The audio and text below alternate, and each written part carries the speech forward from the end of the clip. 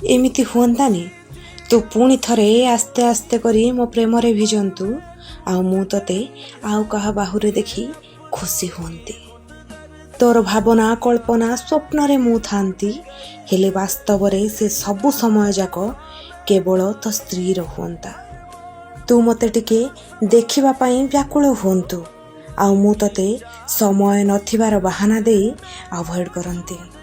ତୁ ମୋର ଟିକେ ଝଲକ ପାଇବା ପାଇଁ ସୋସିଆଲ ମିଡ଼ିଆ ସାରା ଘୁରି ବୁଲନ୍ତୁ, ଆଉ ମୁଁ ତତେ ସବୁ ଜାଗାରୁ ଜାଣି ଶୁଣି ବ୍ଲକ୍ କରନ୍ତି। ହଁ, ଥାଇପାରେ ତୋ ପାଖରେ ଲକ୍ଜରୀ ଲାଇଫ୍, ହେଲେ ମୋ ଭାବନାରେ ଭିଜେଇ ମୁଁ ତ ରାତିର ନିଦ ହଜେଇ ଦିଅନ୍ତି। ନା ତୁ ପାଇପାରନ୍ତୁ ମୋତେ, ନା ତୁ ହେଇପାରନ୍ତୁ ତୋ ସ୍ତ୍ରୀର। ସମୟର ଦୋଛକିରେ ଛିଡ଼ା ହେଇ ତୁ ତ ନିଜେ ନିଜକୁ ବର୍ବାଦ କରନ୍ତୁ। କାଶ ଏମିତି ହୁଅନ୍ତା, ତୁ ନିଜେ ନିଜକୁ ବର୍ବାଦ କରିବାର ଦେଖି ତୁ ମୋତେ ଦେଇଥିବା କଷ୍ଟ ସବୁର ପ୍ରତିଶୋଧ ମୁଁ ଆସ୍ତେ ଆସ୍ତେ କରି ନିଅନ୍ତି।